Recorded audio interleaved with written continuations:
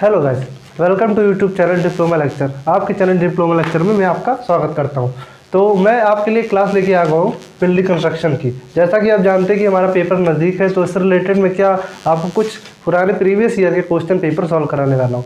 यानी कि कुछ क्वेश्चन पेपर सॉल्व कराएंगे, जिससे आपको क्या होगा कि जितना मैंने पढ़ा है आपका रिवीजन भी होगा, और प्लस जो बच्चे नहीं पढ़े या फिर ऐसे बच्चे होते हैं कुछ जो एक दिन की तैयारी के लिए रहते हैं, तो उनके लिए भी ये क्लास ठीक, वो चाहे तो तैयारी कर सकते हैं भाई। क्योंकि कई तरह के बच्चे होते हैं, सबके पढ़ने का तरीका अलग होता है, और मेरे हिसाब से देखें तो एक दिन वाली पढ़ाई किसी काम की नहीं होती है। पर फिर भी चलिए, आपको जो ऐसा लगे सही आप करिए, आपकी मर्जी है भाई। तो हम लोग बढ़ते हैं बिल्डिंग कंस्ट्रक्शन के पेपर की तरफ। पहला क्वेश्चन में हमारा आया है, explain the concept of foundation and it's purpose. मतलब कि नींव के अभिधारण एवं उद्देश्य को समझाइए। तो पहला क्वेश्चन हमारा फाउंडेशन से, यानी पहले दूसरी चैप्टर से हमारा फाउंडेशन क्या है। फाउंडेशन यानी कि फाउंडेशन को हिंदी में क्या कहते हैं, नींव। तो फाउंडेशन लगभग सब लोग जानते हैं कि ग्राउंड लेवल के नीचे का वो पार्ट जो क्या करता है, पूरे आपके बिल्डिंग के लोड को मतलब क्या करता है, सहता है। जो आपका लोड ट्रांसफर कहाँ होता है, जो आपके सबग्रेड पे तो होता है। सबग्रेड मतलब जीएल के नीचे के जितने भी पार्ट जो होते हैं वो क्या होते हैं, सबग्रेड कहते हैं। जब मान लीजिए ये आपकी जैसे जमीन बन गई जीएल, ये आपका क्या है, ग्राउंड लेवल। ग्राउंड लेवल के नीचे हम लोग क्या करते हैं, फाउंडेशन बनाते हैं। क्या बनाते हैं, फाउंडेशन बनाते हैं, नींव। जो क्या करता है, हमारे पूरे जो निर्माण रहता है, यानी कि जो भी कंस्ट्रक्शन बिल्डिंग भवन जो भी चीज़ है उसका क्या करता है, भार सहता है। यानी कि लोड ट्रांसफर क्या होता है, दीवारों या फिर कॉलम, अब कॉलम आने लगे, कॉलम से ट्रांसफर होकर क्या हो जाता है, आपकी नींव पे आ जाता है। तो जनरली आप लोग नींव्स की डिफिनेशन लिखेंगे। पहले क्या लिखेंगे कि भूमि के नीचे का वह भाग जो क्या होता है, आपकी भवन का ज़्यादा से ज़्यादा भार सहता है, और आपको लोड ट्रांसफर के लिए किसकी ज़रूरत होती है, एक भवन में नींव की ज़रूरत होती है। ठीक, इसमें आगे आप लोग क्या लिखेंगे, ये तो होगी नींव की डिफिनेशन। और अगला है, आगे है कि इट्स पर्पस, मतलब इसका उद्देश्य क्या है, किस लिए हम लोग करते हैं। तो देखना चाहेंगे तो पहले कॉन्सेप्ट ऑफ फाउंडेशन पूछा है। तो कॉन्सेप्ट में आप चाहें तो फाउंडेशन के टाइप्स के बारे में थोड़ा सा लिख सकते हैं। कैसे, एक चार्ट चाहे तो बना सकते हैं।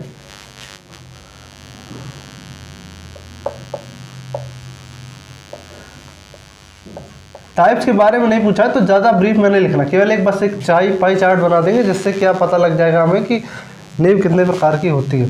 तो कितने प्रकार की होती है नींव, दो प्रकार की होती है। एक शैलो होती है,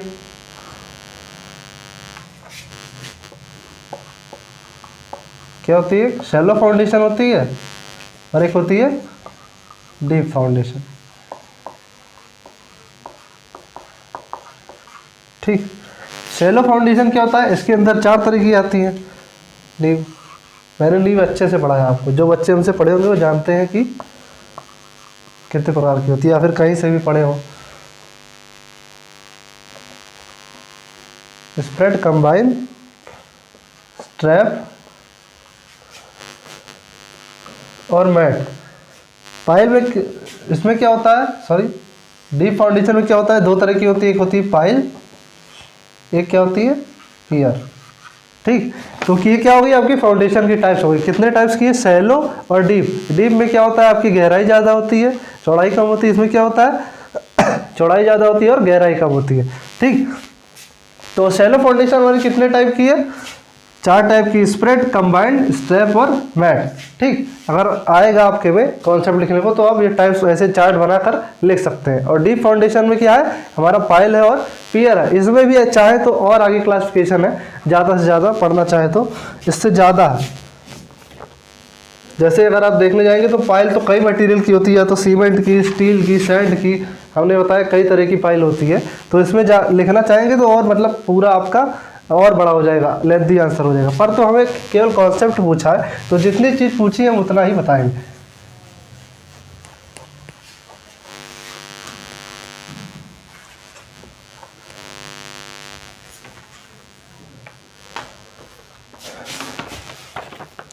और क्या है, अगला क्वेश्चन देख लेते हैं।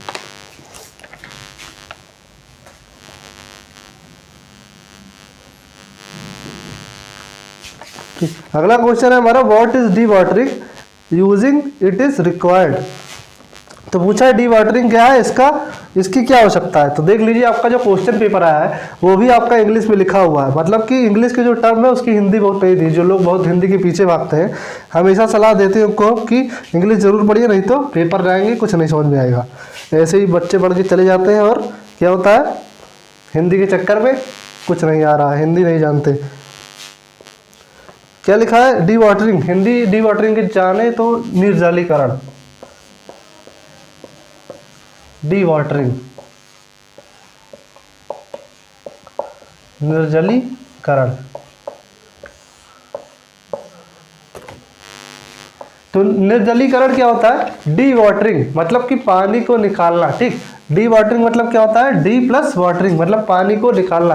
कोई भी कंस्ट्रक्शन साइट है जहाँ पे निर्माण कार्य हो रहा है, अगर वहाँ हमारा ऐसा अरेंजमेंट करते हैं कि जहाँ पर हमारा पानी भर गया है साइट पर और उसको हमको निकालना है, तो ये निकालने के लिए हम कौन सी प्रोसेस का यूज़ करते हैं, निर्जलीकरण का, यानी डी वाटरिंग। कुछ ऐसी कंस्ट्रक्शन साइट जहाँ पे मान लीजिए हमें जैसे नदी में बनाना है या फिर किसी समुद्र में कंस्ट्रक्शन करना है, तो हम उसमें डी वाटरिंग की प्रोसेस करते हैं। मतलब कि कुछ ऐसा अरेंजमेंट करते हैं चारों तरफ लगा के स्टील की प्लेट्स का, फिर उसमें क्या करते हैं, पानी को निकाल लेते हैं, तभी तो भाई हम कंस्ट्रक्शन कर पाएंगे जहाँ पे। तो हम लोग क्या करते हैं, वहाँ के लिए हम लोग डी वाटरिंग करते हैं, यानी निर्जलीकरण करते हैं। तो मतलब इसकी कई प्रोसेस है, कई तरीके से कर सकते हैं आप। पंप लगा के कर सकते हैं, कई तरह की मशीनें, अधिकतर तो मेन पंप ही होता है पानी निकालने के लिए, उसको पंप करके भाई बाहर निकाल लिया जाए।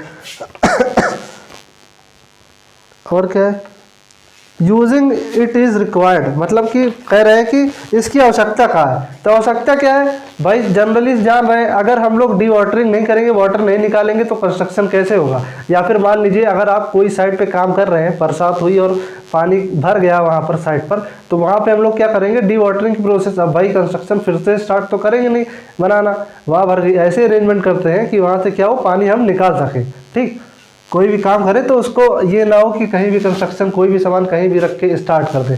ऐसे अरेंजमेंट हम कंस्ट्रक्शन करते हैं जिससे कि डी वाटरिंग यानी पानी निकालना हमारा आसान रहे, पानी वहाँ भरे तो हम वहाँ से आसानी से पानी निकाल सकें।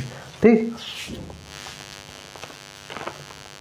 अगला क्वेश्चन हमारा क्या है, अगला क्वेश्चन है हमारा इसका फोल्डिंग क्या होता है। ठीक, अगला क्वेश्चन क्या है, इसका फोल्डिंग हमारा। हम ज़्यादा नहीं डिटेल में बता रहे हैं, डिटेल में आपको एग्जाम में जाके लिखना है, हम केवल बता रहे हैं कि जो टर्म हमारे आ रहे हैं वो होता क्या है और मैंने क्या क्या चीज़ें आपको पढ़ाई हुई है।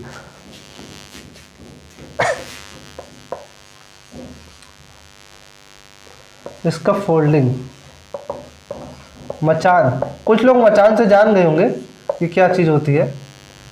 ठीक, इसका फोल्डिंग, मचान।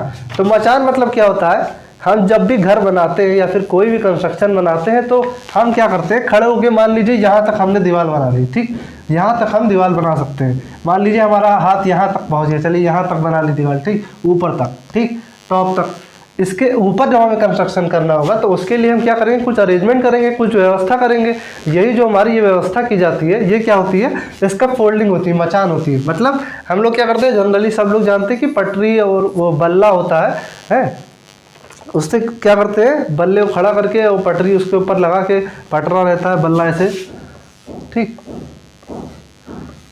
इसे क्या करते हैं, अपने पटरे को लगा देते हैं और फिर इसके ऊपर जो हमें कंस्ट्रक्शन करना रहता है तो इस पे अपना जितना भी सामान है ऊपर ले जाकर रख कर आगे का कंस्ट्रक्शन आगे बढ़ाते हैं। मतलब हमें बड़ी बड़ी चीज़ें बनाने के लिए देखते हैं कि जब बड़ी बड़ी बिल्डिंग बनती कहीं पे तो वहाँ पे इसका फोल्डिंग क्या होती है, वहाँ पे स्टील की इसका फोल्डिंग होती है। कौन सी होती है, स्टील की या आयरन की होती है। मतलब देखते हैं कि बड़ी बड़ी पाइपें लगी हुई हैं, खूब बड़ी बड़ी, कहीं बड़ी बड़ी बिल्डिंग देख करीब बनते हुए देखे होंगे। तो वहाँ पे क्या होता है कि देखते हैं कि भाई फिल्मों में, पुरानी फिल्मों में देखते हैं जहाँ फाइट सीन होता है भाई, अधिकतर वहाँ क्या होते हैं, आप देखते हैं लोहे वोहे खूब ढेर सारे लगे रहते हैं और खूब बड़ी बिल्डिंग रहती है, पुराना अंडर कंस्ट्रक्शन रहती है। डॉन ऑन कहाँ आते हैं, ऐसी जगह पे ही तो मिलते हैं भाई, एकदम सन्नाटा रहेगा, वहाँ कंस्ट्रक्शन चलता रहेगा, यही होता ही है। ठीक, तो आप लोग समझ रहे हैं कि इसका फोल्डिंग क्या होता है, मचान क्या होता है। तो उसमें मचान में चाहे तो पहले मचान के बारे में लिखेंगे क्या होता है, फिर क्या लिखेंगे, मचान के टाइप्स के बारे में। कई तरह की लकड़ी की हो सकती है और चाहे तो शीट्स यूज़ कर सकते हैं लोहे की। ठीक, लोहे की रॉड्स यूज़ कर सकते हैं बड़ी बड़ी। ठीक, तो कई अरेंजमेंट है, या तो चाहे लकड़ी और लोहे का मिक्स करके यूज़ कर सकते हैं, थोड़ा लकड़ी लगा दें, लोहा लगा दें, हमारे पास ज़्यादा अमाउंट नहीं है तो ऐसे करके बहुत इसके बारे में ब्रीफ में आप लिख सकते हैं। तो ये क्या था हमारा, इसका फोल्डिंग था, मचान था। और बोला है कि एक्सप्लेन विथ नीट स्केच, तो मतलब आप लोग चाहें तो ऐसे थोड़ा मतलब बना के दिखा सकते हैं कि भाई ये अरेंजमेंट लगी, ये वॉल का कंस्ट्रक्शन हो, जरा दीवार बना दीजिए और इधर से आपको जो लगाना है पटरिया बल्ला वो लगा दीजिए, ठीक। तो ये क्या था हमारा, इसका फोल्डिंग था। अभी तक मैंने आपको फाउंडेशन के बारे में बताया, फाउंडेशन क्या होती है, उसके कितने टाइप्स हैं, एक पाई चार्ट बनाया, उससे दिखाया कि उसके टाइप्स कितने हो सकते हैं। उसमें और भी टाइप्स थे, ज़्यादा नहीं बताए क्योंकि केवल कॉन्सेप्ट बताने को कहा है, ठीक।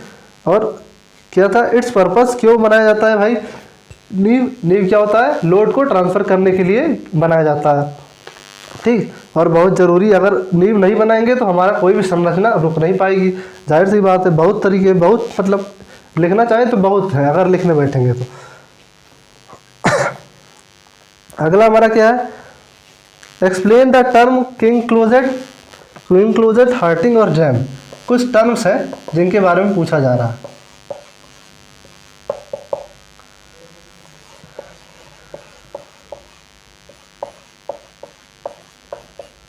किंग क्लोजेट, हार्टिंग्स एंड जैम, ठीक। तो इन चारों टॉपिक के बारे में हमसे पूछा है कि मतलब इन टर्म्स को हमें समझाइए कि ये क्या क्या चीज़ होती है, ठीक।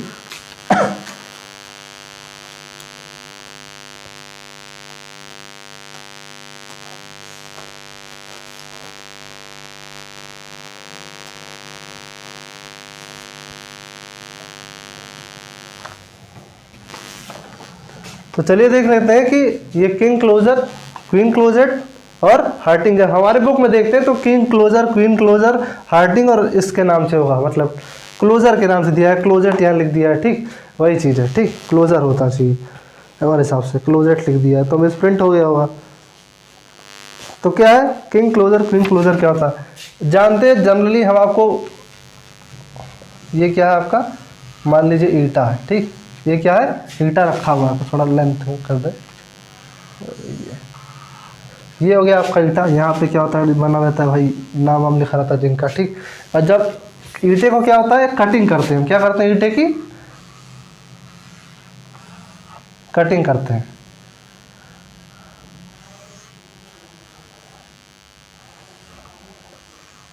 ठीक। तो ईंटे की कटिंग करने की स्टाइल पे हमें क्या मिलता है, उसका क्लोजर मिलता है। ये लेंथ के अकॉर्डिंग काट दिया और ये तिरछे में, जैसे कि हेडर, एक हेडर, थोड़ा हेडर का पार्ट गया और थोड़ा स्ट्रेचर का पार्ट गया, ठीक। क्या है हमारा, किंग क्लोजर है और क्वीन क्लोजर है। किंग क्लोजर हमारा क्या होता है, जब हमारा ईंटा होता है, ईंटा जब तिरछा काट देते हैं, यानी कि जब थोड़ा सा हेड का पार्ट जाएगा और थोड़ा सा स्ट्रेचर का भी पार्ट जाएगा। ईंटे को इस तरीके से काटते हैं, यानी कि ईंट को इस तरीके से काटें हम कि उसका थोड़ा हेडर का पार्ट जाए और थोड़ा स्ट्रेचर का पार्ट जाए, ठीक। थोड़ा हेडर का, थोड़ा स्ट्रेचर का। और तो अगर मान लीजिए यहाँ से काट देते हैं तो वो कुछ और हो जाएगा, उसका नाम कुछ और होगा, ठीक। क्वीन क्लोजर और इन सब के बारे में हम एक मतलब टेलीग्राम चैनल पे हमारा जो है लिंक दिया है, जाके ज्वाइन कर लीजिए। अभी जल्दी मैंने उसमें क्या इसके बारे में डाला है कि क्लोजर, उसमें डायग्राम में अच्छे से दिख रहा है कि कौन सी चीज़ क्या होती है, ठीक। वो किंग क्लोजर और क्वीन क्लोजर के बारे में बता रहे थे, ठीक। तो किंग क्लोजर हमने क्या बताया कि हमारा जो ट्रायंगुलर पार्ट कटता है, यानी कि ये जो ट्रायंगुलर पार्ट कटा है हमारा, त्रिभुजाकार पार्ट कटा है, थोड़ा सा हेडर का और थोड़ा स्ट्रेचर साइड का, ये यही क्या होता है, जब ब्रिक ये फॉर्म हमें मिलता है तो क्या होता है, किंग क्लोजर होता है। और क्वीन क्लोजर क्या होता है, जब लेंथ के अकॉर्डिंग हम क्या करते हैं, वर्टिकल में लेंथ के अकॉर्डिंग काट देते हैं, मतलब लॉन्गिट्यूडनल साइड काट देते हैं ईंटे की, तो क्या होता है, वो जो ईंटे का पार्ट हमें इधर का मिलेगा या उधर का मिलेगा, वो क्या हो जाएगा, हमें क्वीन क्लोजर हो जाएगा। वो पार्ट हमारा क्या हो जाएगा, क्वीन क्लोजर होता है। और ये क्लोजर कहाँ लगाते हैं, हम क्या करते हैं, हम चाहें तो इसके बारे में और लिखना चाहें तो हम वॉल का जब कंस्ट्रक्शन करते हैं, यानी कि एक ईंटे की, दो ईंटे की, जितने ईंटे की दीवार हम बनाते हैं, तो उसमें क्या करते हैं कि हम कई तरीके के क्लोजर का यूज़ करते हैं। क्यों, दीवार की स्ट्रेंथ को बढ़ाने के लिए, यानी कि दीवार की सामर्थ्य को बढ़ाने के लिए हम क्या करते हैं, कई तरह के क्लोजर का यूज़ करते हैं। क्लोजर यूज़ करने से क्या होता है कि हमारी दीवार की स्ट्रेंथ बढ़ जाती है। देखना चाहेंगे अगर किस तरीके से बढ़ जाती है, तो ये हमारा हो गया, मान लीजिए एक तरह की वॉल, ठीक। ये हो गया वॉल। अब हम चाहेंगे ईंटें को जोड़ना, सिंपली मैंने जैसे क्लास में बताया था, अगर ऐसे ईंटें को जोड़ देंगे, मान लीजिए सिंपल था ईंटें को जोड़ दिया हम, ठीक, सब हेडर भी नहीं, ये भी स्ट्रक्चर, सब स्ट्रक्चर लगा, ठीक, सब स्ट्रक्चर मैंने लगा दिया, तो क्या हुआ, अगर आपके कोई दीवार पे लोड पड़ेगा तो हो सकता है आपकी दीवार यहीं से टूट जाए, यहीं से टूट जाए, हो सकता है आपकी दीवार यहाँ से टूट जाए, हो सकता है पूरी दीवार ही गिर जाए, ठीक। तो इसकी कोई स्ट्रेंथ का कोई भरोसा नहीं कि टिकेगा कितना, लोड ट्रांसफर होगा, ज़्यादा लोड हो जाएगा तो टूट के गिर जाएगी, ठीक। तो कोई स्ट्रक्चर नहीं है। पर अगर हम इसमें एक हेडर या स्ट्रक्चर लगा देते हैं, यानी कि क्वीन क्लोजर या किंग क्लोजर दिखा देते हैं एक जगह, ठीक, ये देखिए,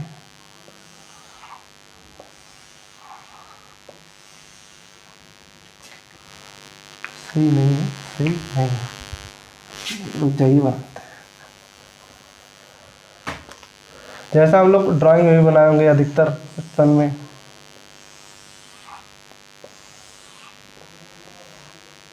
ये ऐसे कुछ बनाते हैं ना, देख रहे हैं ना, ऐसे ही कुछ दीवार ही तो बनाते हैं, और डायग्राम कहीं देखते हैं तो ऐसी दीवार बनी भी रहती है। तो क्या हुआ, यहाँ पे एक पोर्शन यूज, मान लीजिए हमको लेंथ में ये चीज़ काट ली, और मान लीजिए हमको क्वीन क्लोजर किंग क्लोजर जहाँ पे कोने में लगाना पड़ गया, ठीक।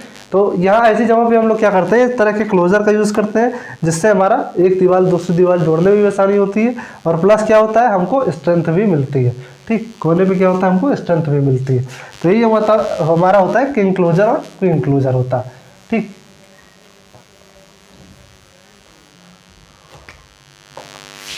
सॉरी,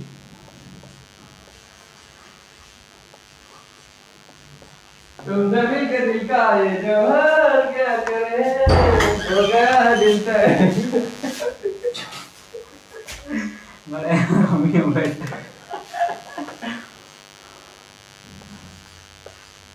तो आपको किंग क्लोजर और क्वीन क्लोजर के बारे में बता रहे थे, ठीक। किंग क्लोजर क्वीन क्लोजर आप लोग का क्लियर हो गया। नेक्स्ट हमारा क्या है, हार्टिंग है। तो हार्टिंग क्या होता है, हमारा जब वॉल होती है, फेसिंग होती है और बैकिंग होती है। फेसिंग क्या होता है, दीवार के अंदर का जो पोर्शन होता है वो क्या होता है, बैक होता है। बैकिंग कहते हैं मतलब जो भी चीज़ अंदर के पोर्शन पे दीवार पे लगाई जाती है उसे फेसिंग करते हैं, और जो बाहर के मतलब दीवार के बाहरी पोर्शन में जो चीज़ लगाते हैं वो क्या होती है, हमारी फेसिंग होती है, ठीक।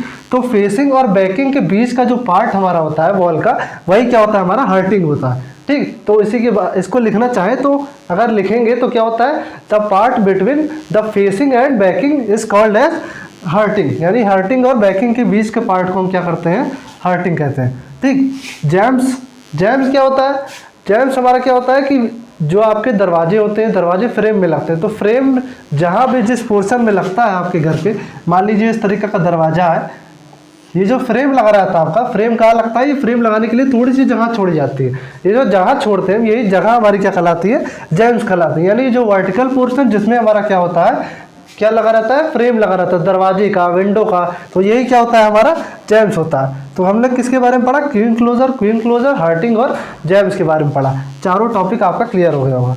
नेक्स्ट टॉपिक हमारा क्या है, नेक्स्ट है मोटार के बारे में, यानी कि मसाला। हम जब अपनी मशीनरी कर लेते हैं, यानी चिनाई कर लेते हैं ईंट की, तो क्या करते हैं, उस पर मोटार करते हैं, ठीक, मोटार लगाते हैं। तो मोटार क्या होता है, जनरली मोटार आपका क्या काम करता है, जब दीवार बना लेते हैं तो दीवार में क्या होता है, सील आ सकती है, आपकी दीवार खराब हो सकती है, तो उससे बचाने के लिए हम क्या करते हैं, उसके ऊपर एक मोटार लगा देते हैं, यानी कि एक मसाला क्या करता होता है कि 1:3 का, 1:2 का, जिस हिसाब से आपकी दीवार है उस हिसाब से मसाले का प्रयोग करके सीमेंट, सैंड और वाटर का मिक्स करके, मतलब मिक्सचर क्या करते हैं, हम दीवार पे लगा देते हैं, वही हमारा क्या होता है, मोटार होता है। तो इसमें पूछ रहा है कि मोटार के टाइप्स क्या है और इसको सेलेक्ट कैसे करते हैं, ठीक। मोटार के कुछ टाइप्स क्या है, सेलेक्ट कैसे करते हैं। तो हमारी बुक में मोटार के कुछ टाइप्स दिए हुए हैं, उसके बारे में जान लेते हैं। सीमेंट, लाइम है, सुर्खी है और मड है। तो ये हमारे मतलब तरह तरह के मटेरियल यूज होते हैं, जितने तरह के मटेरियल यूज होते हैं उस बेसिस पे मोटार को क्लासिफाई किया गया है, ठीक। यही हमसे पूछ रहे हैं। तो पहला क्या है भाई, जो मटेरियल यूज करते हैं उसको वो मोटार का नाम दे दिया गया है, ठीक। तो सीमेंट को यूज़ कर लिया तो भाई सीमेंट मोटार, लाइम यानी चूने का यूज़ कर लिया हमने तो चूने का मोटार। पहले जब हमारे पास सीमेंट नहीं थी क्या करते थे, चूने का इस्तेमाल करते थे, ठीक। हमने फिर पैसे वो बचत के लिए और ज़्यादा से ज़्यादा हमारा चूना बर्बाद हो इसके लिए क्या किया, एक मटेरियल बनाया सीमेंट। तो अब सीमेंट का यूज़ करने लगे। पहले हम लाइम यूज़ करते थे, फिर सुर्खी, ठीक। कई तरह के मटेरियल, मतलब सबसे पुराने समय में क्या यूज़ करते थे, मड। पहले घर क्या होते थे, कच्चे रहते थे, वो कैसे बनते थे, मड से बनते थे, यानी मिट्टी का घोल बना के मिट्टी का एक लेप लगाते थे। ईंटों को मिट्टी से ही जोड़ते थे, मिट्टी जोड़ने के बाद मिट्टी का ही एक लेप लगा देते थे, ठीक। तो ये क्या होता है, हमारा मोटार होता है। मोटार के टाइप्स। और क्या पूछ रहा है,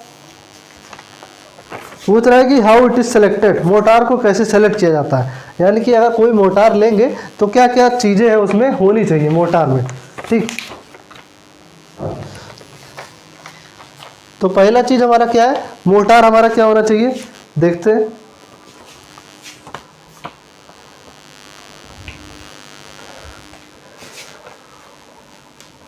पहला लिखेंगे वर्केबल होना चाहिए। यानी कि अगर हम कोई भी मोटार लगाते हैं तो पहला क्या होना चाहिए, वर्केबल होना चाहिए, मतलब वर्केबिलिटी अच्छी होनी चाहिए उसकी। अगर उस पर लगाएं तो जब मॉइस्चर उस ज़्यादा से ज़्यादा दीवार में ना जाए, ठीक है, ठीक। ड्यूरेबल होना चाहिए, ड्यूरेबिलिटी होनी चाहिए, ये नहीं कि भाई लगाते ही छूट जा रहा है, ठीक। क्या होना चाहिए, ड्यूरेबिलिटी, टिकाऊपन होना चाहिए, टिकने वाला होना चाहिए। ये नहीं कि भाई आज लगा, 1 महीने चला, 2 महीने बाद भाई उसमें का क्या हो जाता है, मोटारी मसाला ही निकलने लगता है, ठीक। अगर आपका देखते कहीं कहीं पेंट छूटने लगता है, जो पेंट छूटता है तो क्या होता है, आपके मोटार में ही मतलब गड़बड़ी रहती है। अगर मसाला सही से नहीं लगा रहता तो नमी मिलने लगती है, भाई नमी मिलती है, इससे क्या होता है, आपका पेंट बाहर निकलने लगता है दीवार से। और क्या है, मेसनरी वर्क अच्छा होना चाहिए। मेसनरी वर्क यानी कि ईंट की चिनाई, जो ईंट को हम लगाते ही नहीं कि भाई ईंट की चिनाई, मतलब दीवार भी बहुत सही ढंग से बनानी चाहिए। क्या होता है, अगर हम कोई भी कंस्ट्रक्शन करते हैं, जो आपके यहाँ आता है, जो भी बनाने मिस्त्री वो क्या करता है कि जब चिनाई करता है तो उसमें बड़ा ध्यान रखता है। देखते होंगे धागा लगाता है एक लेवल रखने के लिए, वर्टिकल नापने के लिए प्लम्ब भी यूज़ करता है, ठीक। तो वो सब इसीलिए होता है कि मेसनरी वर्क हमारा अच्छा हो, ठीक। चिनाई कार्य भी अच्छा होना चाहिए, तभी मोटार लगेगा। अगर उबड़ खाबड़ कर देंगे तो भाई कहीं मोटार ज़्यादा हो जाएगा, कहीं कम लगेगा, तो इससे आपकी दीवार देखने में भद्दी भी लग सकती है, ठीक। वर्क करने का मतलब वर्क नहीं, वो अच्छा भी होना चाहिए, देखने में भी सुंदर होना चाहिए और उसकी स्ट्रेंथ भी होनी चाहिए।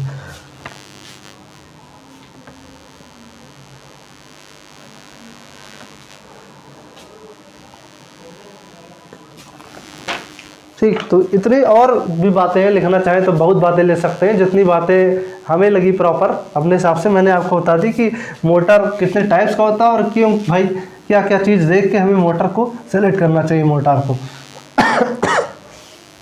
सॉरी,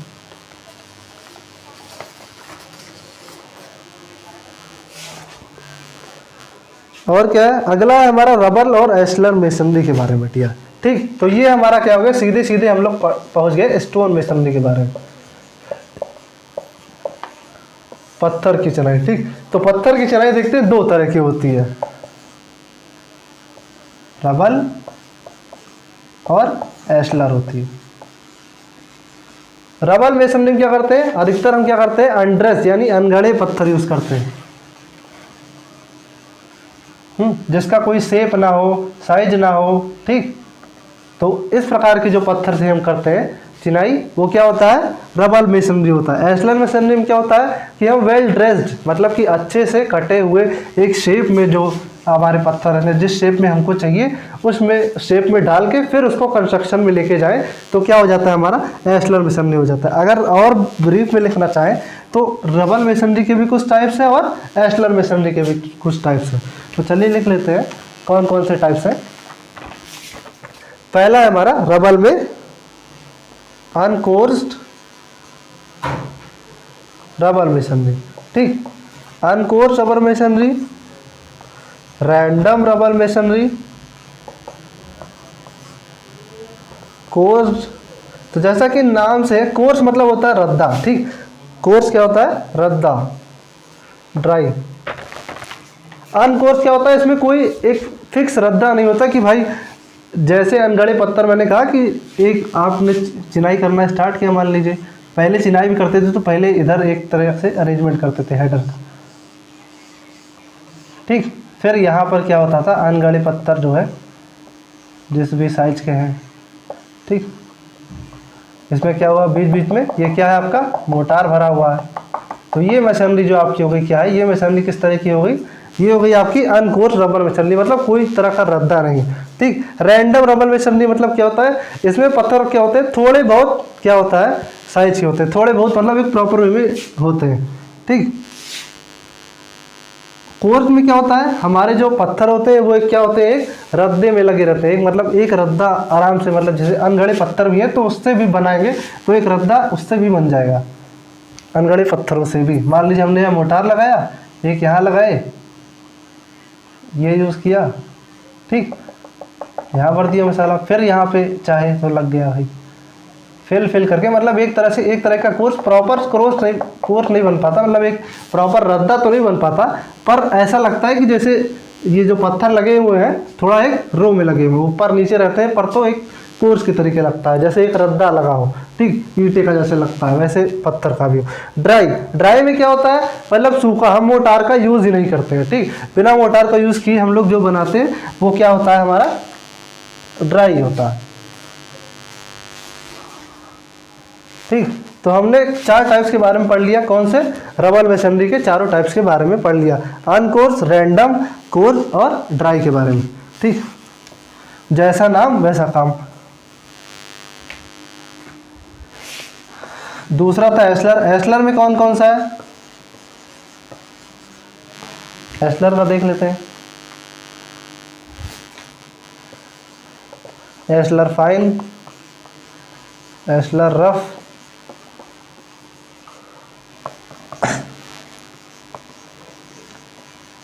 एस्लर फेसिंग, ठीक,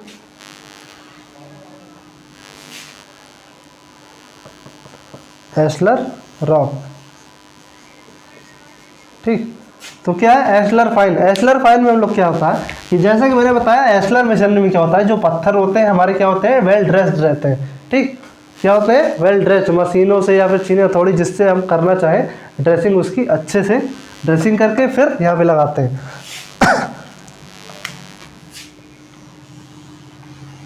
कुछ इस तरीके से देखना चाहिए, जैसे एक तरह से देखते नहीं ब्रिक लगा रहता है आपका, उस तरीके से आपके क्या लगे रहते हैं स्टोन भी लगे रहते हैं, ये क्या लगे आपके स्टोन लगे। इस तरह की जो सिंपल एकदम वेल ड्रेस्ड रहेंगे वो क्या होंगे हमारे एस्लर मशीनरी के अंदर होता है। एस्लर फाइन में क्या होता है एकदम फाइन हम लोग जो है जो हमारे स्टोन है उसका यूज़ करते हैं। दूसरा नंबर क्या है एस्लर रफ। एस्लर रफ क्या होता है, हम केवल रफ मतलब जैसे रफ मतलब होता है खुरदरा, तो क्या होता है क्या करते हैं हम यही सिंपल सी एस्लर फाइन का प्रयोग करते हैं।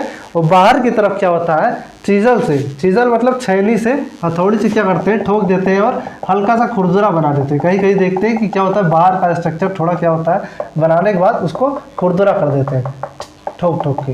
तो ये जो रफ वर्क हो गया हमारा, ये क्या हो गया हमारा एस्लर रफ, ठीक। एस्लर फाइन के ऊपर हमने क्या छेनी हथौड़ी चला दी, वो क्या बन गया एस्लर रफ बन गया। और क्या एस्लर फेसिंग है। एस्लर फेसिंग मतलब आपके केवल फेसिंग साइड में आपको एस्लर दिखाना है, सामने केवल पत्थर आगे आगे, अंदर से तो ब्रिक लगा है पर आगे आगे हम लोग क्या करें हैं पत्थर लगा दी। मतलब केवल जैसे कहीं कहीं देखते हैं सजावट के लिए क्या करता है कि बाहर की तरफ पत्थर देखने में अच्छे लगते हैं तो बाहर की तरफ पत्थर लगा देते हैं छोटी सी लेयर में और अंदर की तरफ एक ब्रिक की वॉल रहती है, ठीक। तो वही हमारा क्या होता है एस्लर फेसिंग, यानी कि फेसिंग जो हम बताए थे ना बाहरी दीवार के बाहरी हिस्से में फेसिंग में जब हम क्या करने लगते हैं एस्लर का यूज़ करने लगते हैं तो एस्लर फेसिंग हो जाती है। एस्लर रॉक क्या हो गया एस्लर रॉक भाई वही हम क्या करते हैं पत्थर का सही से अरेंजमेंट कर दें तो ये हमारा क्या हो जाएगा एस्लर रॉक हो जाएगा। और सही तरह के मोटार यूज़ कर ले जिस रेशियो में हमें चाहिए वही क्या हो जाएगा हमारा एस्लर रॉक हो जाएगा। तो आपने पढ़ा कि स्टोन मशीनरी कितने टाइप्स की होती है, यानी कि हमको बताना था रबर और एस्लर मशीनरी के पर तो क्या होता है स्टोन मशीनरी के अंदर आता है। तो मैंने आपको स्टोन मशीनरी भी थोड़ा बता दी, उसके टाइप्स दोनों पूछ रहा था टाइप्स के बारे में बता दिया, ठीक। तो ऐसे अगर लिखना चाहे इसमें तो शुरुआत से लिख सकते हैं, ऐसे लिख के कि स्टोन मशीनरी फिर इसके 2 टाइप्स होते हैं, फिर दोनों के बारे में लिख सकते हैं, इनके भी टाइप्स हैं, रबर के भी एस्लर के भी टाइप्स हैं, ठीक।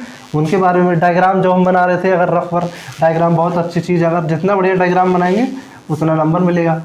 मतलब ज़्यादा से ज़्यादा हो सके तो अगर आपको डायग्राम आपके पास है उस चीज़ को समझाने का तो डायग्राम बनाइए और उनके जितने कंपोनेंट्स हैं उनका नाम लिख दीजिए, ठीक। इससे मार्किंग अच्छी होती है आपकी।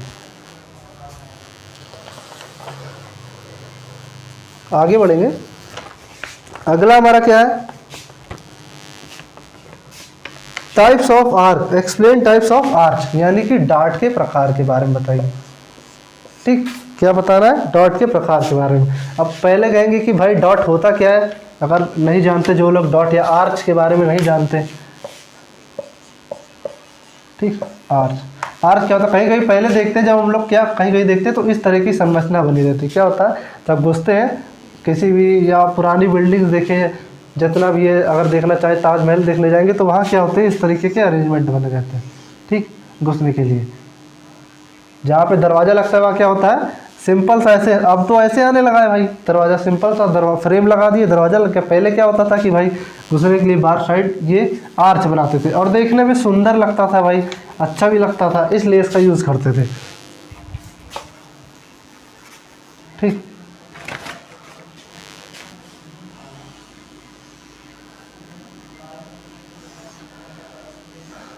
ये क्या हो गया, हमारा डार्ट हो गया, ठीक।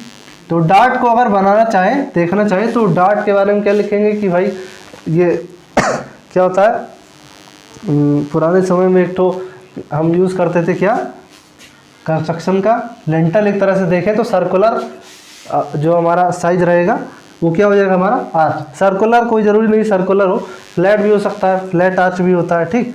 तो एक तरह से क्या होता है, देखने में सुंदर लगता है, और सजावट जहाँ हमें करनी हो, अगर बिल्डिंग में अच्छी से बनाना हो तो क्या करते हैं, आर्क का यूज़ करते थे पुराने समय में, अब नहीं यूज़ करते उतना,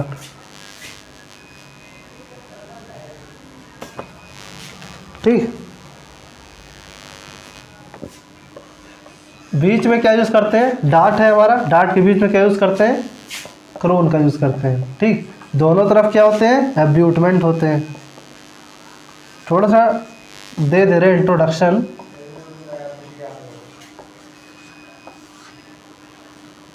ठीक।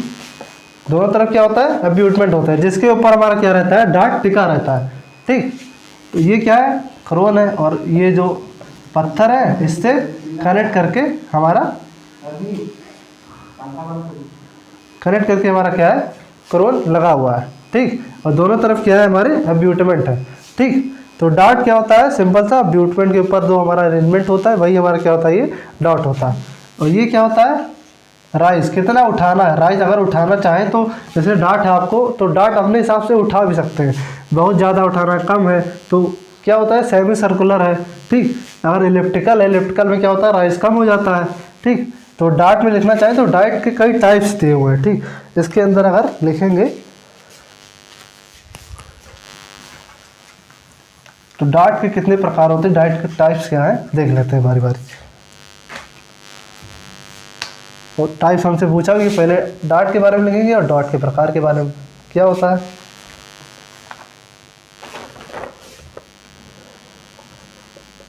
हो गया फ्लैट, सेगमेंटल,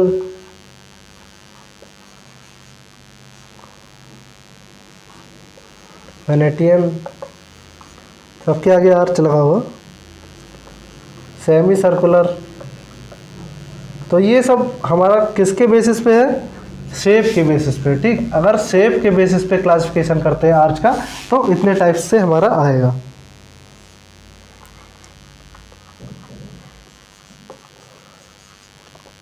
हॉर्स शोर, पॉइंटेड, इलिप्टिकल, ये सब क्या है, हमारा स्ट्रक्चर, यानी कि शेप, जिस तरीके का शेप होगा वैसा उसका नाम होगा। और डॉट, अगर फ्लैट बनाते हैं, फ्लैट आर्क, सेगमेंटल क्या होता है, नॉर्मल तो होता है, सबसे ज़्यादा स्ट्रांग होता है, देखेंगे इस सब आर्क में तो सबसे ज़्यादा स्ट्रांग क्या होता है, सेगमेंटल आर्क होता है। सेगमेंटल आर्क क्या होता है, उसका राइस जो है बहुत कम रखा जाता है और स्पैन ज़्यादा होता है, यानी कि राइस स्पैन से कम होता है देखना चाहें तो। वेनेटियन आर्क है, इसकी वेनेटियन आर्क में क्या होता है, इसकी डेप्थ बहुत ज़्यादा होती है, बहुत ज़्यादा गहराई की अगर हमें बनाई रहती है तो मतलब डेप्थ एक देखना चाहे तो कुछ ऐसे तरीके से खूब ज़्यादा डेप्थ कर दिया हमने आर्च की, ठीक। ये हमारी क्या हो गई, वेनेटियन। सेमी सर्कुलर हो गई, सेमी सर्कुलर मतलब हाफ सर्कल, भाई हाफ सर्कल की बना दी लीजिए, ठीक। ये क्या हो गई आपकी सेमी सर्कुलर डॉट हो गई। ठीक, तो हॉर्स शू यानी कि जूते के मतलब घोड़े का जो पैर मतलब शू होता है यानी देखा जाए पैर, तो उसके तरीके कुछ ऐसे यूं। ठीक, ये क्या हो गया हॉर्स शू। ठीक, तो इस तरीके से मतलब जिस तरीके का नाम है उस तरीके का वैसा काम भी है। कोई भी चीज़ का नाम उसके वर्क के आधार पर होता है यानी किस तरीके से वो कार्य कर रहा है। ठीक, तो इन सब चीज़ों को ध्यान में रख के करेंगे तो चीज़ें याद भी रहेंगी और समझने में भी आसानी रहेगी।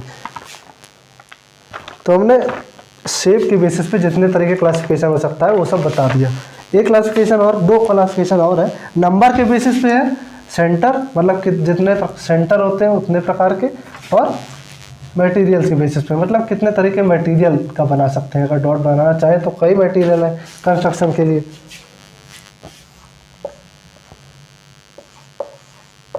One centred, two centred, three centred, four centred और फाइव सेंटर्ड। ठीक, तो वन सेंटर्ड आर्च यानी कि जिसका एक सेंटर हो। अगर यहाँ पर मान लीजिए ये सेंटर मान के हम लोगों ने क्या किया, ये आर्च अपनी बना दी एक सेंटर मान के। ठीक, तो ये हमारी क्या हो गई, वन सेंटर आर्च हो गई। इसी में क्या, अगर मान लीजिए हमारे दो आर्च है यानी कि अगर दो कर्व एक दूसरे को कट कर रहे हैं आके, एक यहाँ पे सेंटर मान के इतना बना दिया, फिर दूसरा सेंटर मान के इतना बना दिया। ठीक, तो वो हमारी क्या हो जाएगी, टू सेंटर आर्च हो जाएगी। इसी तरीके से जितने सेंटर लेते जाएंगे उतने हमारे आर्च बनते चले जाएंगे। ठीक, और तरह तरह के जहाँ जिस प्रकार का हमको जहाँ यूज़ होता है उस तरह का हम आर्च यूज़ करते हैं। और क्या है, मटेरियल के बेसिस पे है। मटेरियल के बेसिस पे क्या क्या है, स्टोन है, ब्रिक है, कंक्रीट है। ठीक, तो या पत्थर की बना सकते हैं चाहे तो। ठीक, पहले हम लोग पत्थर बहुत यूज़ करते थे, पत्थर ही रहता था, ब्रिक नहीं आविष्कार हुआ था। तो सबसे पहले स्टोन यूज़ करते थे, फिर ब्रिक का पता लगा, ब्रिक यूज़ करने लगे, कंक्रीट का पता लगा, कंक्रीट यूज़ करने लगे। ठीक, तो मटेरियल के बेसिस पे इस तरीके से डॉट का क्लासिफिकेशन हो गया।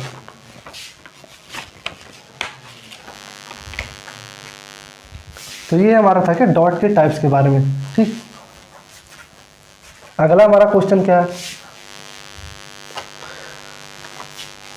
अगला हमारा क्या है, फिक्सचर और फास्टनर के बारे में।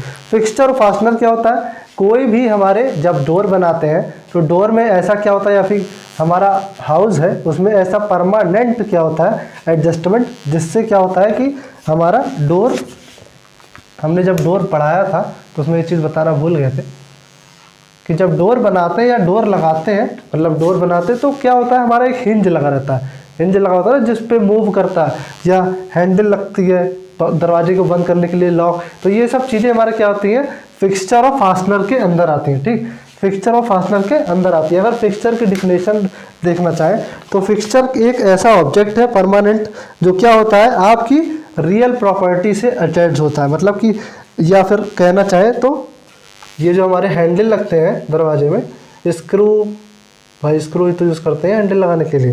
ठीक, स्क्रू, ग्लू, सीमेंट और जितने भी चीज़ें हैं, हम फैन को लगाने के लिए भाई ऊपर जो यूज़ करते हैं, विंडो लगाने के लिए यूज़ करते हैं। तो ये सब हमारा क्या है, फिक्सचर और फास्टनर है। ठीक, और अगला हमारा क्वेश्चन क्या है, अगला क्वेश्चन है हमारा डैम प्रूफिंग मटेरियल के बारे में। मतलब कि हमारा जो डैम प्रूफिंग मटेरियल मतलब क्या होता है, सीलन को रोकने के लिए जितने तरह के हम पदार्थ का यूज़ करते हैं वही क्या होते हैं, हमारे डैम प्रूफिंग मटेरियल होते हैं। Dam proofing materials. ठीक, सीलन को रोकने के लिए जितने तरीके के मटेरियल यूज़ करते हैं वही क्या होते हैं, हमारे डैम प्रूफिंग मटेरियल होते हैं। तो कौन कौन से मटेरियल हम यूज़ कर देते हैं, एक प्रकार से नाम बता देते हैं आपको बारी बारी। हॉट बिटुमेन, बिटुमेन का लेप लगा सकते हैं, हमने जैसे पढ़ाया था आप लोग को। हार्ड बिटुमेन या फिर हॉट एसफाल्ट यूज़ कर सकते हैं, एसफाल्ट इसी से तो बनता है। सीड्स, लेड की सीड्स, लेड की सीड्स यूज़ कर सकते हैं, LED, लेड की सीड्स, कॉपर की, एल्यूमिनियम की, ठीक, इन सब चीज़ों के बारे में एक बार आप लोग ब्रीफ से पढ़ लीजिएगा। हम केवल बता देते हैं कि मतलब डैम्प प्रूफिंग मटेरियल है तो कौन कौन से मटेरियल होते हैं, इन सब के बारे में पढ़ लीजिएगा थोड़ा थोड़ा, आपका क्वेश्चन कंप्लीट हो जाएगा। हॉट बिटुमेन है, हॉट बिटुमेन का लेप लगा देते हैं। सीट, कौन कौन सी चादर यूज़ कर सकते हैं, लेड की, कॉपर की, एल्यूमिनियम की, ठीक, एक डिटेल आपको पता होना चाहिए। ब्रिक यूज़ कर सकते हैं, और क्या यूज़ कर सकते हैं, अच्छे ब्रिक यूज़ करते हैं। ब्रिक क्या होता है, ज़्यादा से ज़्यादा वाटर आपका ऑब्जॉर्व कर लेता है, ठीक, वाटर क्या होता है आपका एब्जॉर्ब कर लेता है, तो उसमें आपके वॉल में मॉइस्चर नहीं आने पड़ता।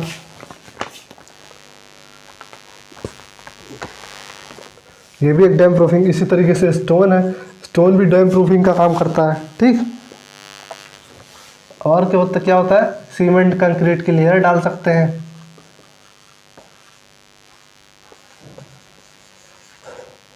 सीमेंट कंक्रीट की लेयर डाल सकते हैं, ठीक।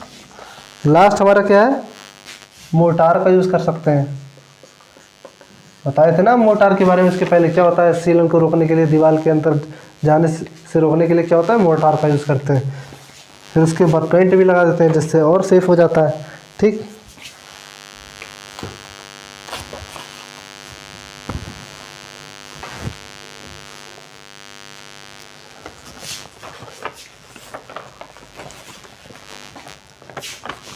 तो क्या बताया हमने आपको, डैम्प प्रूफिंग मटेरियल के बारे में बताया।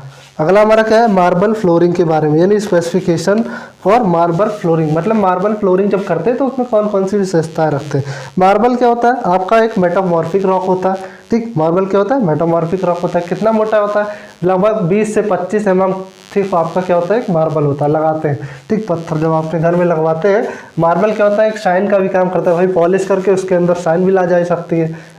तो ये सब चीज़ें हैं, इसी वजह से हम क्या करते हैं, मार्बल का यूज़ करते हैं। मार्बल जब हम यूज़ करते हैं तो क्या होता है कि भाई वो वेल शेप्ड रहता है, उसके सभी एंगल बराबर रहते हैं, ठीक। और क्या होता है, देखते हैं दिखता है स्क्वायर फॉर्म में आता है आपका जो मार्बल होता है, ठीक। तो यही सब चीज़ें विशेषताएं क्या होता है, मार्बल फ्लोरिंग में यूज़ करते हैं।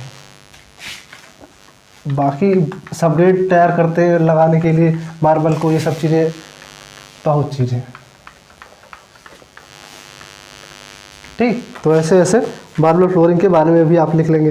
नेक्स्ट हमारा क्या है, रूफ ट्रीटमेंट के बारे में, मतलब कि जो आपका छत होता है उसको, उसका ट्रीटमेंट कैसे करते हैं, कितने तरीके से कर सकते हैं। बहुत चीज़ें लगा सकते हैं, बिटुमेन लगा सकते हैं, सीमेंट कंक्रीट की लेयर लगा सकते हैं, ठीक। कई मटेरियल्स आ गए लगाने के लिए। व्हाट इज बाइफरकेटेड स्टेयर, तो बाइफरकेटेड स्टेयर के बारे में पूछ रहे हैं। बाइफरकेटेड स्टेयर क्या होती है, हॉल में यूज कर होती है। जब पुरानी मूवीज देखते हैं तो हमारे हॉल में क्या होता है, खूब चौड़ी वाइड क्या होती है, वाइड सीढ़ी लगी रहती है। इससे सीढ़ी ऐसे क्या होता है, एक इधर सीढ़ी गई होती है, एक इधर सीढ़ी गई होती है, यही हमारी क्या होती है, सीढ़ी का अरेंजमेंट लगा रहता है। ऊपर की तरफ गई, बीच में से भाई वाइड सीढ़ी, दोनों तरफ रास्ता, ठीक। तो ये हॉल में जो सीढ़ी लगती थी, यही हमारी क्या होती थी, बाइफरकेटेड स्टेयर होती थी, ठीक। और इसमें देखना चाहें, अगर बताना चाहें तो एक एक क्या होता है हमारा, जितना भी स्टेप्स होते हैं, स्टेप्स क्या होते हैं, ज़्यादा से ज़्यादा वाइड रखे जाते हैं, ठीक। तो ये स्टेयर का पार्ट हो गया। स्टेयर पे देखना चाहे तो स्टेयर में कई टाइप्स भी है, स्टेयर भी मैंने पढ़ाया है, तो ये क्वेश्चन स्टेयर से आया हुआ। अगला हमारा क्या है, एनर्जी इफिशिएंट बिल्डिंग्स के बारे में, ठीक। अगला क्वेश्चन क्या है हमारा, अगले क्वेश्चन में कुछ टॉपिक्स दे दिए जिनके ऊपर हमें क्या लिखना है, नोट्स लिखने हैं, ठीक, शॉर्ट नोट्स, उसके बारे में थोड़ा थोड़ा लिखना है अपने हिसाब से। टॉपिक्स लिख लेते हैं, फिर आपको बता देते हैं।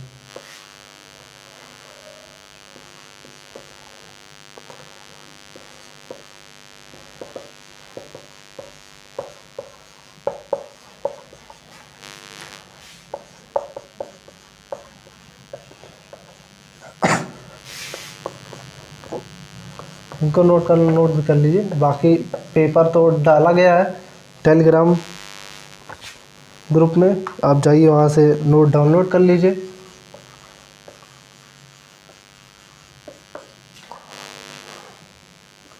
Free cast lentils,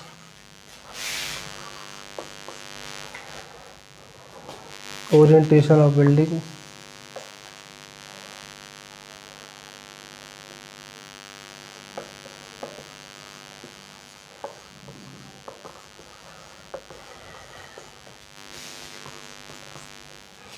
Skylight window,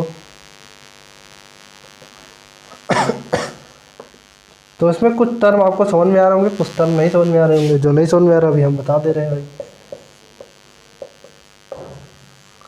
बहुत इजी है। ये लास्ट वाला जो चीज़ है, पैरा है, ये बहुत इजी है। जितने भी टॉपिक्स आए थे इसमें सबसे इजी थे। इसके पहले तो आपका ज़्यादा है, डॉट के बारे में था, मोटार के बारे में पूछा, मतलब मोटे मोटे टॉपिक्स लिए गए। पर तो इसमें जो है लास्ट का जो पोर्शन है उसमें बहुत इजी टॉपिक है, ठीक।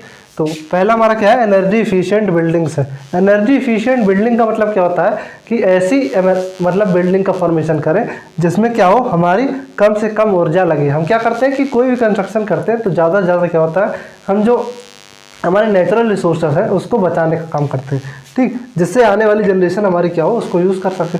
तो हम ऐसी बिल्डिंग्स का यूज़ करते हैं, क्या कहना चाहे तो ग्रीन बिल्डिंग। हमने ग्रीन बिल्डिंग के बारे में पढ़ा है ना, तो क्या हो गई वो, वही हमारी एनर्जी इफिशिएंट बिल्डिंग हो गई। अगर इसमें चाहे तो ग्रीन बिल्डिंग के बारे में लिख सकते हैं भाई, ठीक। ग्रीन बिल्डिंग के बारे में आपको ब्रीफ में समझाया हुआ है। अगला क्या है हमारा, सेटिंग आउट फॉर एक्सकवेशन, मतलब कि जब हम खुदाई करते हैं, खुदाई करने से पहले उसका क्या होता है, उसके बारे में एक सेटिंग करते हैं कि मतलब जैसे इतनी खुदाई करनी तो एक क्या करते हैं कि 1-1 मीटर ज़्यादा लेके खुदाई करते हैं। हमें कंस्ट्रक्शन करना है भाई, तो क्या करते हैं उससे ज़्यादा, जिससे हमें खड़े होने की जगह रहे और वहाँ से हम प्रॉपर कंस्ट्रक्शन कर सकें, ठीक। इतने बाई इतने का हमें फाउंडेशन बनाना है, तो इतने बाई इतने का हम एक्सकवेशन करेंगे, तब जाके हमारा क्या होता है। तो उसके लिए पहले हम क्या करते हैं, एक मैपिंग करते हैं उसकी, फिर उसी को ग्राउंड पे ले जाके सेटिंग करते हैं, ठीक। तो वही हमारा क्या होता है, सेटिंग आउट फॉर एक्सकवेशन, यानी कि एक्सकवेशन क्या, खुदाई के लिए हम जो अरेंजमेंट करते हैं वही क्या होता है, सेटिंग आउट होता है। उसके लिए सेटिंग आउट फॉर एक्सकवेशन होता है। Cast in situ and precast lintel, मतलब कास्ट इन सेतु यानी कि जो हम अधिकतर बनाते हैं, कास्ट इन सेतु मतलब जहाँ कंस्ट्रक्शन पे अगर आपका लिंटर बन रहा हो, जैसे हम लोग क्या होता है कि दीवार या जो भी चीज़ें अपने बिल्डिंग बनाने के बाद तब उसके ऊपर लिंटर डालते हैं, तो वो हमारा क्या होता है, कास्ट इन सेतु, यानी साइड पे काम चल रहा है, साइड पे लिंटर बन के तैयार हो रहा है। पर ये क्या होता है, प्री कास्ट, यानी कि पहले से बना के रख के रहते हैं। हमने कॉलम्स तैयार कर लिए, उसके ऊपर ले जाकर एक लिंटर अलग तैयार कर लिया, लिंटर जाके डायरेक्ट उसके ऊपर रख दिया भाई, किसी तरीके से जैसे ज्वाइन करना, ठीक, जो भी चीज़ लगाना, मोटा मोटा, ठीक। तो कास्ट इन सेतु मतलब साइड पे ही हम डायरेक्ट लिंटल बना दें, और प्री कास्ट मतलब पहले से अगर उसका अरेंजमेंट करे रहे लिंटल का, तो प्री कास्ट के अंदर आ जाता है। और क्या है, orientation of building. Orientation of building का मतलब क्या, आप कहेंगे सर ओरिएंटेशन मतलब क्या होता है। ओरिएंटेशन मतलब क्या होता है, उसका अरेंजमेंट होता है, मतलब इस तरीके से उसका अरेंजमेंट करें कि उसके अंदर प्रॉपर जितने की हवा है, पानी है, बरसात आता है, अगर धूप आती है, ठंडी होती है, तो इन सब चीज़ों को ध्यान में रखने हुए जो अपनी बिल्डिंग का ओरिएंटेशन करते हैं कि भाई समय समय पे उसमें धूप आ सके, छाँव आ सके, ठीक। इस तरह से, इस तरह उसका वो फ्रंट रख देंगे, इधर से दरवाज़ा खोलेगा, ठीक। ये सब चीज़ें जो हम देखते हैं ये क्या होता है, बिल्डिंग के ओरिएंटेशन के अंदर आता है, ठीक। Orientation of building. Sky light window क्या होता है, स्काई लाइट विंडो क्या होता है भाई, घर में अगर हमें खिड़की से प्रकाश नहीं मिल रहा है तो लिंटर में हम क्या करते हैं विंडो का अरेंजमेंट करते हैं, यानी कि स्काई की साइड में, मतलब आसमान एक देखना चाहे तो ऊपर की तरफ आसमान होता है, तो घर की ऊपरी साइड में जो हम विंडो लगाते हैं वो स्काई लाइट विंडो हो जाती है। डायरेक्ट धूप लेने के लिए क्या करते हैं हम, स्काई लाइट विंडो। पुराने समय में देखते हैं कि हम लोग क्या करते थे कि स्काई लाइट विंडोज़ का ही यूज़ करते थे, ठीक, इसका यूज़ करते थे। पर तो उससे थोड़ा दिक्कत भी है कुछ उसकी, ठीक, पानी वाली बर्थ से डायरेक्ट अंदर भी आ सकता है अगर सही प्रॉपर नहीं है, आपको खतरा भी हो सकता है, तेज़ बारिश हो सकता है, खिड़की टूट के नीचे आ गए तो घर के अंदर डायरेक्ट पानी आने लगेगा। तो पहले के लोग यूज़ करते थे स्काई लाइट विंडो, अब उतनी नहीं यूज़ होती, ठीक। तो स्लोप्ड लिंटल होते थे, वहीं पे हमारी स्काई लाइट विंडोज़ यूज़ करती थी। लास्ट हमारा क्या है, suitability of BRICS for construction purposes, मतलब कि सूटेबिलिटी मतलब क्या होता है कि ब्रिक को इस तरीके से बनाना जो आपके कंस्ट्रक्शन को सूट करे, ठीक, यानी कि एक तरीके से मैच करे। तो मतलब ब्रिक को कैसे बनाना, एक अच्छे ढंग से बनाना जिससे कि अगर आप उससे कंस्ट्रक्शन करें तो ज़्यादा से ज़्यादा स्ट्रेंथ गेन सके और आपका कंस्ट्रक्शन ज़्यादा से ज़्यादा टिक सके। तो वही हमारा क्या है, सूटेबिलिटी ऑफ ब्रिक्स के बारे में। तो उसमें लिख सकते हैं आप ब्रिक की कैटेगरी के बारे में लिख सकते हैं, ब्रिक कितने कैटेगरी होती है, 3 भाई, first class, second class, third class, ठीक। तो और क्या लिख सकते हैं, ब्रिक की स्ट्रेंथ के बारे में, वो कितना पानी लेता है, ठीक, कितना पानी सूखना चाहिए 1/4 वेट का, ठीक। तो ये सब चीज़ें हैं, अगर इससे ज़्यादा रोक रहा है तो इस क्लास में आ जाएगा, ये इस तरह के कंस्ट्रक्शन में यूज़ होगा। तो इसी में क्या है हमारा सूटेबिलिटी के बारे में ब्रेक की लिखना है। ठीक, तो ये सब हमारे टॉपिक्स थे। आज हम लोगों ने कुछ टॉपिक्स के बारे में पढ़ा कि हमारे पेपर में ये टॉपिक आया था और इसको ऐसे ऐसे ये चीज़ें होती हैं। मैंने आपको उसका एक इंट्रोडक्शन कराया, बहुत ज़्यादा ब्रीफ में नहीं बताया, मतलब जो जो ऊपरी ऊपरी एक सिरा, क्योंकि अब भाई इतना समय नहीं रहेगा कि डिटेल में आपको पढ़ाएंगे। तो अगर आपको ये क्लास थोड़ा सा भी अच्छी लगी या फिर चीज़ें समझ में आई हो तो लाइक कीजिए, अगर आपको कुछ लगता है कि इम्प्रूवमेंट हो सकती है तो कमेंट कीजिए, इसको ऐसे नहीं सर ऐसे बता दीजिए। ठीक, बाकी हमारा कॉन्टैक्ट नंबर है, हमारा ग्रुप है, ठीक, जहाँ हमको कांटेक्ट करना हो, आपको चीज़ें पूछनी है, कोई भी किसी भी सब्जेक्ट से रिलेटेड पूछना हो तो पूछ सकते हैं। ठीक, अगर आप चाहते हैं कि सर थोड़ा 1-2 पेपर और पुराने सॉल्व कराइए तो कमेंट सेक्शन में बताइए कि 1-2 पेपर और, तो उसी हिसाब से हम आगे बढ़ाएंगे, क्योंकि भाई हमारा भी पेपर है तो हम उस हिसाब से तैयारी कर रहे हैं। ठीक, आप जैसा करेंगे उस प्रकार से आपकी अगली वीडियो आएगी। हमारे साथ बने रहिए, धन्यवाद।